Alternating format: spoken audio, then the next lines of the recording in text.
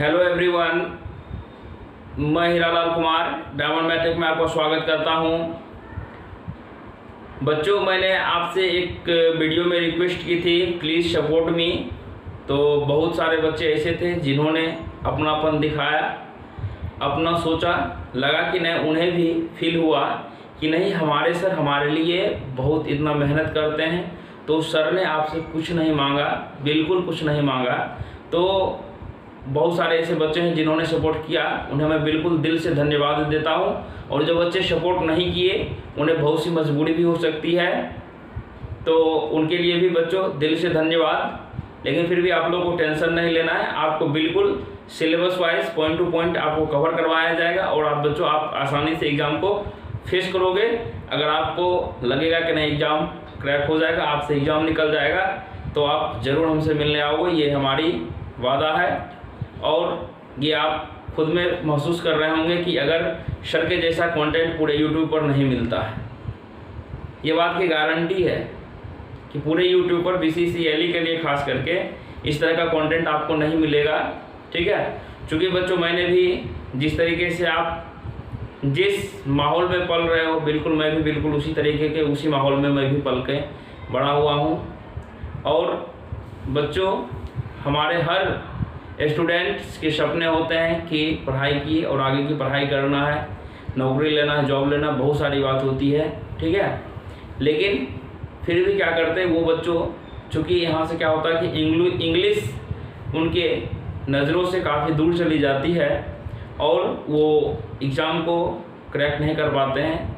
लेकिन मैंने सोचा कि एक इस तरह का अभियान या इस तरीके से कुछ टेक्निकल क्षेत्र के स्टूडेंट के बारे में कुछ सोचा जाए, कुछ उसके प्रति वर्क किया जाए, जिससे हमारे बच्चे का भविष्य अंधकार में नहीं हो। क्योंकि ज़्यादातर बच्चे क्या करते हैं, 10th किए और चले आते हैं पॉलिटेक्निक करने के लिए, और पॉलिटेक्निक डिग्री यानी कि जब हम लोग डिप्लोमा की जो डिग्री लेते हैं, डिग्री नहीं बच्चों, वो जो होता है कि इक्विवेलेंट टू इंटर, इसलिए वो सोचते हैं कि उन्हें आगे की चाहत रहती है कि मैं पढ़ लिख के ऑफिसर बनूंगा या किसी तरह का ऊंचा सोच रखते हैं। तो वो क्या करते हैं कि बीटेक का फॉर्म भरते हैं, और B Tech is also equivalent to graduation, इसलिए वो ग्रेजुएशन यानी कि बच्चों क्या करते हैं कि सोचते हैं कि टेक्निकल में जब मैंने डिग्री लिया है तो टेक्निकल क्षेत्र में ही आगे बढ़ जाऊँ। तो यही सब चीज़ को देखते हुए मैं आपको आगे बढ़ाने के लिए संभव हर हमेशा तैयार हूँ, हर हमेशा प्रयास कर रहा हूँ। तो ज़्यादा समय नहीं लेते हैं, एडजेक्टिव का टॉपिक ख़त्म हुआ था। आज मैं आप लोगों के लिए एडम्स एंड फ्रेजेस लेके आया हूँ, किस तरीके से एग्जाम में आपको पूछे जाएंगे। ठीक है, दोनों तरीके से मैं समझाता हूँ। पहली बात कि आप लोगों को क्या होना चाहिए, उसके एडम्स एंड फ्रेजेस के अगर हिंदी मीनिंग सोचते होंगे कि मैं हिंदी मीडियम से हूँ, उनको थोड़ा सा होता है कि इसका मीनिंग जान लेते हैं हिंदी में तो ठीक रहता। ठीक है, लेकिन एग्जाम में किस तरीके से ऑप्शन मिलेंगे, चूँकि वहाँ पे हिंदी नहीं रहेगा, बिल्कुल इंग्लिश में ऑप्शन मिलेंगे। तो आइए हम लोग एडम्स फ्रेज को शुरू करते हैं। लेकिन वीडियो शुरू करने से पहले आप लोग चैनल को जाके जल्द से सब्सक्राइब कीजिए और बेल आइकन को दबा लीजिएगा, ताकि कोई भी वीडियो अपलोड हो तो सबसे पहले लाभ आप लोगों को मिले। ठीक है, तो आइए शुरू करते हैं। तो देखिए, सबसे पहला मैंने वर्ड लिखा, बहुत सोच समझ के लिखा। ठीक है, वो लिखा हुआ है ABC। ABC का मतलब देखो, आप खुद यहाँ हिंदी लिखूंगा तो आपको समझ में आ जाएगा, कहेगा कि सर हमको सब चीज़ आ रहा है। तो ABC कब सीखना शुरू करते हो, जब आपके पास कोई चीज़ का नॉलेज नहीं हो। यानी कि ABC यानी कि हम लोग जब कहते हैं प्रारंभिक ज्ञान लेना शुरू करते हैं, बेसिक नॉलेज लेना शुरू करते हैं। दैट इज यहाँ पर लिख सकते हैं ABC का हिंदी हो जाएगा प्रारंभिक ज्ञान। ठीक है, अब देखिए दूसरा क्वेश्चन लिखा हुआ है एट वंस विट्स एंड। क्या लिखा हुआ है, एट वंस विट्स एंड। इसका हिंदी क्या होता है बच्चों, हिंदी होता है चकित। ठीक है, अब देखो चकित का मतलब अगर नहीं समझ में आता है तो देखो बच्चों, मैंने क्या किया, कोई जो है कि मानो कि सोहन नाम का लड़का है या वैसा समाचार जिसको सुनने के बाद तुम क्या करो, अवाक रह जाओ। ठीक है, कि कोई जहर खा लिया या कोई फांसी लगा लिया, एकाएक सुनने के बाद क्या होता है कि हमें बिलीव ही नहीं होता, यानी चकित उसके बारे में लगता है कि ये चीज़ नहीं हुआ होगा। उसी को क्या कहते हैं, एट वंस विट्स एंड। ठीक है, तो इसका ऑप्शन में आपको क्या मिलेगा उसको ध्यान दीजिएगा। ऑप्शन 4 ऑप्शन ABCD करके रहेंगे, उस ऑप्शन में लिखा हुआ रहेगा आपको चारों में से कहीं ना कहीं लिखा हुआ परप्लेक्स्ड, PERPLEXED। क्या ऑप्शन में मिलेगा बच्चों? परप्लेक्स्ड। तो आपको वहाँ किसको टिक करना है? परप्लेक्स्ड को टिक करके आगे बढ़ जाना है। वहाँ हिंदी आपका कोई मायने नहीं रखेगा। ठीक है, आगे बढ़ते हैं। अब देखो लिखा हुआ है एट वंस फिंगर्स एंड। क्या लिखा हुआ है? At one's fingers end. कहने का मतलब देखो at one's finger ends. Finger ends कहने का मतलब बच्चों सभी हिंदी वो चीज नहीं समझना। एट फिंगर एंड्स मतलब कि पूरा खत्म। पूरा खत्म मतलब क्या हुआ कि पूर्ण ज्ञात होना चाहिए। पूर्ण ज्ञात यानी कि पूरा कोई भी चीज के बारे में आपको पूरा नॉलेज है, यानी कि इसको क्या लिख सकते हो? ऑप्शन में आपको क्या मिलेगा वहां देखने के लिए? Complete knowledge. ऑप्शन में क्या मिलेंगे? पूर्ण ज्ञात नहीं मिलेगा, वहां ऑप्शन में मिलेंगे कंप्लीट नॉलेज। तो कंप्लीट नॉलेज को टिक करना है। नेक्स्ट देखिए, अब देखिए लिखा हुआ add fuel to the fire. Hindi में मुहावरा आप सुने होंगे, add fuel to the fire. इसका हिंदी क्या होता है? हिंदी सुनिए तो आप कहिएगा सर सुने हुए हैं। आग में घी डालना। क्या होता है? आग में घी डालना, add fuel to the fire. तो इसका ऑप्शन क्या मिलेगा आपको? यहां से ऑप्शन मिलेगा आपको to matter make worse, WROSE। ठीक है, WORS, सॉरी बच्चों, WORS रोज होता है, बेड रोज रोस्ट। देखो अब आग में घी डालने का मतलब क्या हुआ कि कोई मैटर को क्या कहते हैं, मानो दो आदमी है लड़ाई कर रहा है। ठीक है, या मानो कोई ऐसा बात जिसको बोलने से क्या होना चाहिए, मैटर को क्लोज करना चाहिए हम लोगों को, लेकिन नहीं, वो क्या करता है, मजा लेगा आपसे, वैसा वैसा बात बोलेगा, क्या करेगा कि उसमें से घी आपको और गुस्सा आएगा। ठीक है, लेकिन क्या करता है वो टू मैटर मेक रोज, यानी कि वो मैटर सुलझाने के बदले क्या करता है, मैटर को और कॉम्प्लिकेटेड उलझाते जाता है। ठीक है, उसी को कहते हैं add fuel to the fire. ठीक है, नेक्स्ट बढ़ते हैं। लिखा हुआ break the ice. Break the ice, break मतलब तोड़ना, आइस मतलब बच्चों बर्फ नहीं तोड़ना, चुप्पी तोड़ना। इसका हिंदी क्या होता है? चुप्पी तोड़ना। अब चुप्पी कैसे तोड़ोगे? सीधी सी बात है कि चुप्पी तोड़ना मतलब बच्चों बहुत देर से आदमी कोई चुप है और जो है कि सबसे पहले बोल पड़ा, बहुत देर से बाद उसको तुम सोचोगा कोई बोलता है कि नहीं बोलता, कुछ नहीं पता, लेकिन अचानक वो क्या करेगा, सबसे पहले बोल उठेगा, उसी को क्या कहते हैं, ब्रेक द आइस। ठीक है, इसका लिख लेना होता है टू स्पीक फर्स्ट, लिखोगे to speak first after prolonged, PROLONGED, to after prolonged silence, SILENCE। यानी कि बहुत क्या कहता है, टू स्पीक फर्स्ट सबसे पहले बोलेगा, आफ्टर प्रोलॉन्ग साइलेंस बहुत देर से वो क्या करेगा, लंबे समय तक वो चुप रहेगा, उसके बाद अचानक बोल उठे। नेक्स्ट दिया हुआ बर्न वंस फिंगर।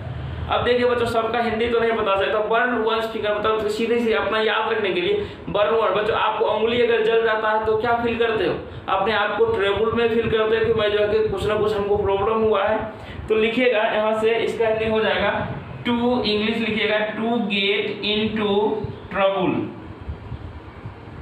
ठीक है, यानी दिक्कत में होना। नेक्स्ट लिखा हुआ blaze the trail. Blaze the trail, trail कब करते हो? ट्रायल ट्रायल का मतलब क्या था, कोई भी चीज का जब हम लोग शुरुआत करते हैं तो इसका लिख लीजिएगा, इसका होता है to start a movement. To start a movement, कोई भी मूवमेंट को स्टार्ट करने को ब्लेज द ट्रायल। ठीक है, नेक्स्ट देखिए लिखा हुआ है bull in A China shop. क्या लिखा हुआ है? Bull in A China shop. इसका मीनिंग लिख लीजिएगा one who causes, one who causes damage. ठीक है, अब देखिए चाइना शॉप। बच्चों यहाँ से आप लोगों को पता होगा कि चीन वाला सामान कैसा होता है, बिल्कुल दुकान, कोई ऐसा सामान दुकान से खरीद के निकला बाहर खराब हो गया, यानी कि कहता है कि वही चीज वन हु काउजेज डैमेज, यानी कि वो बच्चों उसका सामान चलवे नहीं करता। इसको याद रखना, सिर्फ ये मीनिंग मत समझना कि वन हु काउजेज डैमेज, यानी कि चाइना से जो हम लोग चीन वाला सामान जो खरीदेंगे वो कहता है बिल्कुल खराब होता है, ये याद रखना इसको। ठीक है, नेक्स्ट देखो लिखा हुआ बोल्ट फ्रॉम द ब्लू। क्या लिखा हुआ है? Bolt from the blue. तो इसका मीनिंग क्या होता है बच्चों? इसका मीनिंग होता है आकस्मिक, आकस्मिक विपत्ति, किसी के ऊपर क्या होता है कि अचानक कोई घटना घट जाए या कोई विपत्ति आ जाए तो उसे कहते हैं बोल्ड फ्रॉम द ब्लू। ठीक है, जैसे इसका क्या ऑप्शन में मिलेगा, ऑप्शन में आपको मिलेगा सडन। सडन मतलब क्या, अचानक, या आपको क्या मिलेंगे और एक्सपेक्टेड, EXPECTED, एक्सपेक्टेड, शॉक यानी कि एकाएक के बच्चों यानी कि एक्सपेक्ट का मतलब क्या कहता हूँ कि एक्सपेक्ट शॉक मतलब जिसको हम लोग अचानक जो झटका लगता है उसे एक्सपेक्ट शॉक कहते हैं। ठीक है, born with a silver spoon, क्या लिखा हुआ है, born with silver spoon. Silver का मतलब क्या होता है बच्चों, चांदी। ठीक है, बॉर्न का मतलब क्या होता है, जन्म लेना। कि कोई भी बच्चा क्या कहता है बच्चों, यहाँ इसका फुल जो लिखा हुआ रहता है ए, यहाँ पर इसका पूरा अगर मीनिंग देखो तो आता है a baby born with a silver spoon. ठीक है, लेकिन यहाँ पर सिर्फ जो है कि आपको याद करना है born with a silver spoon. तो इसका हिंदी होता है धनी घर में जन्म लेना। क्या होता है, धनी घर में जन्म लेना। ठीक है, बच्चों जिनको नहीं पता होगा वो क्या सोचेंगे कि कोई बच्चा जो है कि वो जन्म लेगा, कैसे लेगा, चांदी का चम्मच उसके मुंह में होना चाहिए।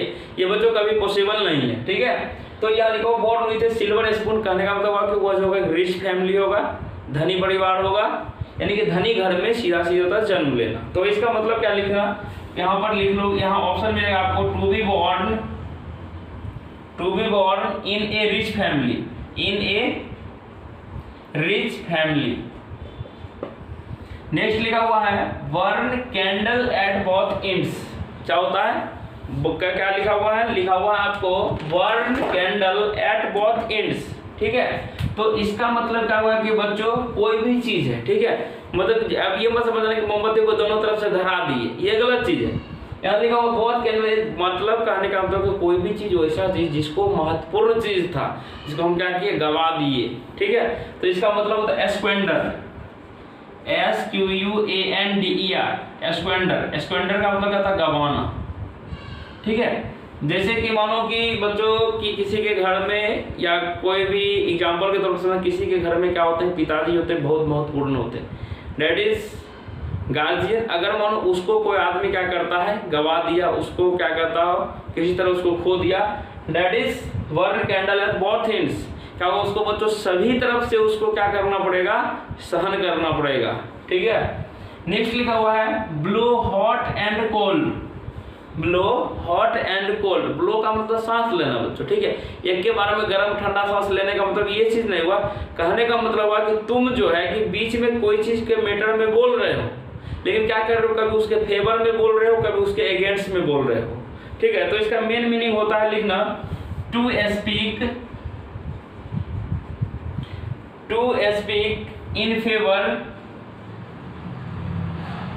इन favour and against, AGAINST, against at the same time। क्या कहता बच्चों, बिल्कुल एक ही समय में क्या करेगा, यह जो है कि कभी आपके फेवर में बोलेगा, कभी एक के समय में वहीं पर आपके विरुद्ध में भी बोलेगा, उससे आदमी से बच के रहिएगा। ठीक है, उसे कहते हैं blow hot and cold. Next लिखा हुआ है red letter day. Red letter day का मतलब क्या होता है, सौभाग्य से प्राप्त दिन, या इसे हम लोग सिंपली याद कीजिएगा तो होता है महत्वपूर्ण दिन। नेक्स्ट लिखा हुआ है a snake in the grass. ठीक है, ये मत समझिएगा कि ये वो सांप जो है वो कहाँ घास में है, ये चीज नहीं है। A snake in the grass, इसका मतलब होता है आस्तीन का सांप। क्या होता है, आस्तीन का सांप। ठीक है, तो इसका ऑप्शन क्या मिलेगा, ऑप्शन में बच्चों आपको मिल सकता है दो चीज मिलेगा। यहां से लिखिएगा a secret, SECRET, a secret enemy.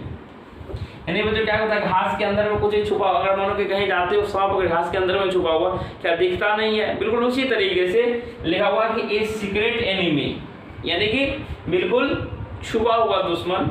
और देखो दूसरा ऑप्शन भी आपको मिल सकता है अनरिकॉग्नाइजेबल, यानी UNRECOGNISABIL,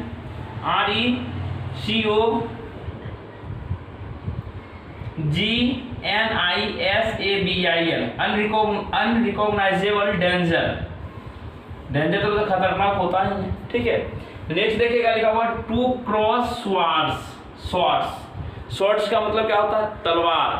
यानी लिखा हुआ टू क्रॉस, दो तलवार बच्चों क्रॉस कब करता है, जब क्या करोगे लड़ने के लिए तैयार रहोगे। तो इसी ऑप्शन में क्या मिलेगा, to fight, to cross swords. Next लिखा हुआ मिलेगा as fit as a fiddle. देखो बच्चों ये ग्रुप ऑफ समूह में आ गया है, एज फिट एज फिडल, अगर इसको याद रखते हैं तो फिडल हो गया एक क्वेश्चन। दूसरा क्वेश्चन आता है कि अब एज फिट एज फिडल का मतलब हुआ कि बच्चों बिल्कुल बैल की तरह तंदुरुस्त, यानी एक्टिवनेस आपके अंदर होना चाहिए।